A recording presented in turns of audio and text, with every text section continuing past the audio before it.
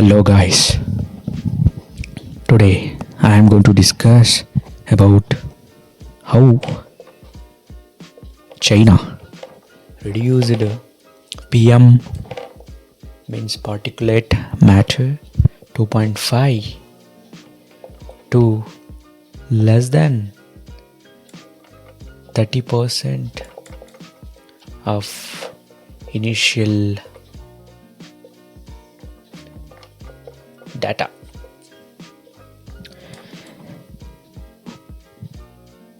And what we can learn from China, from their policy called air quality control program. And what are the schemes we have launched till now for the air pollution control? Let me compare between China and India on the lines of economy.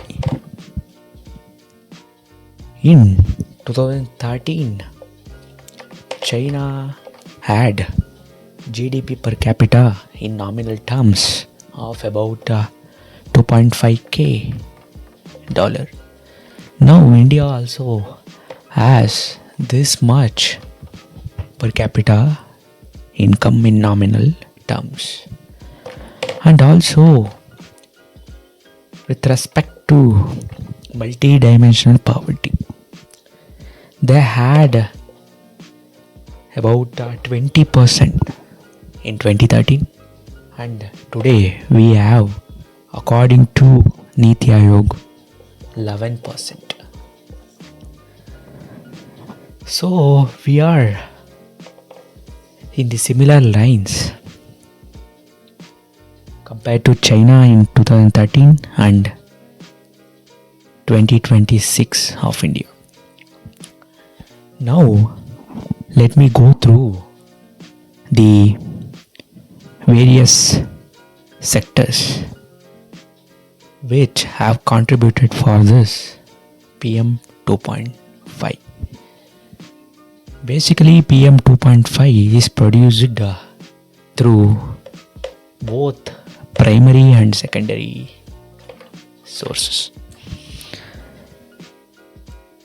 In primary, they are directly released from the combustion of coal,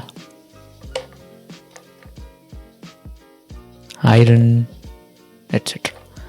In secondary source, it is produced from the nitrogen, sulfur pollutants. Now let me come to the sectors. Mainly in India, residential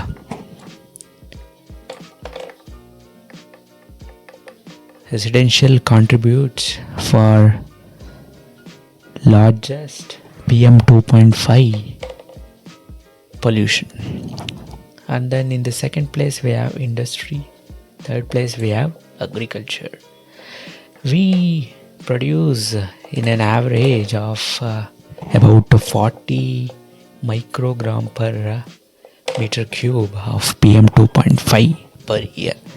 This is comparable to the China in 2013. It had about 60 microgram per meter cube. In Beijing, it was a little bit higher, about 90. But anyhow, they reduced this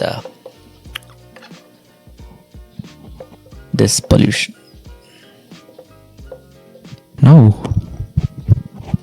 Now I am going to discuss about these factors responsible for this PM 2.5 reduction in China. from 2013 to 2017, that is 4 years, they reduced it by 30%. So let me talk about the first factor, that is industry. They introduced pollutant control equipments. They are fitted into the industrial equipments, so they strictly followed this. For example, electrostatic precipitator in iron industries. And then in residential heating purpose, they reduced the use of biomass and increased the use of natural gas.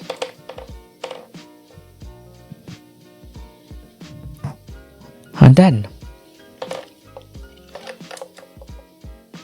in transportation, mainly public transportation, they increased the use of electric buses.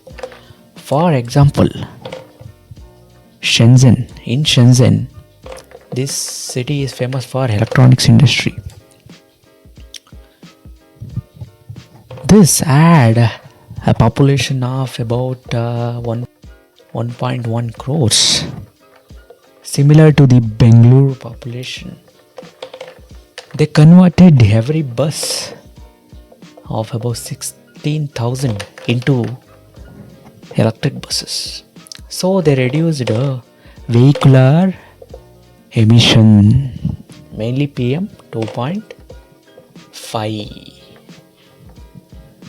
And one important thing above all these factors is governance, mainly the governance part.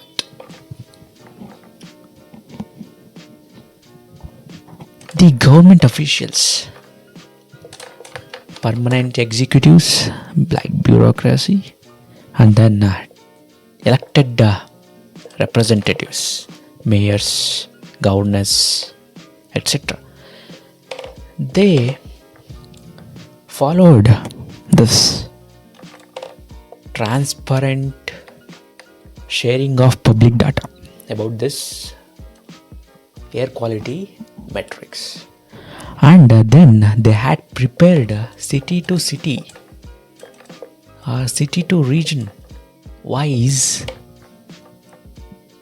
targets in reducing air pollution.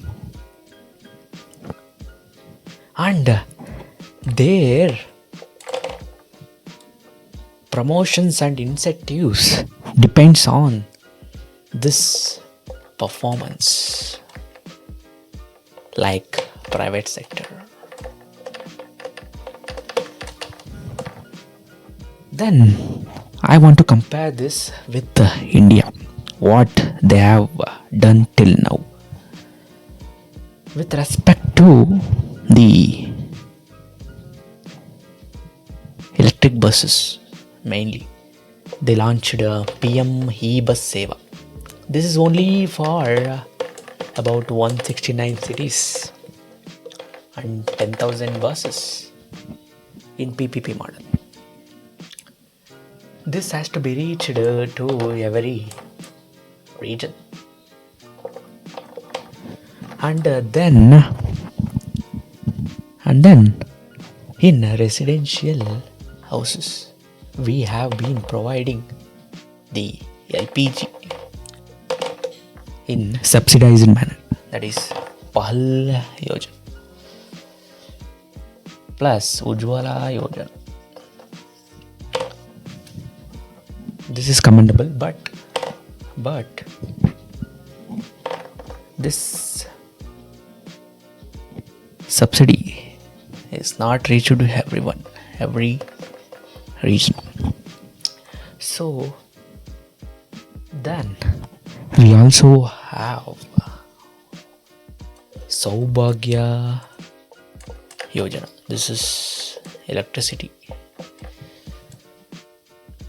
The report claimed that 99% of the India access to the electricity, but there is a frequent power cuts and load shedding. And then we have not strictly implementing this governance part, that is transparency and accountability. That is foremost important thing that we have to implement.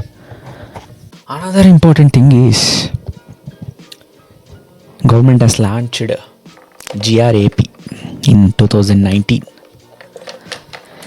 They had a target that 20 to 30% should be reduced by 2024, this PM 2.5 pollutant. In the NCR region, this is localized one. It has not reached to every city or every region. But if we consider the top polluted cities, they are all in basically NCR region only. That is Delhi, Haryana, UP, Punjab. But this has been spreading to other region also. So we have to be precautionary. Thank you.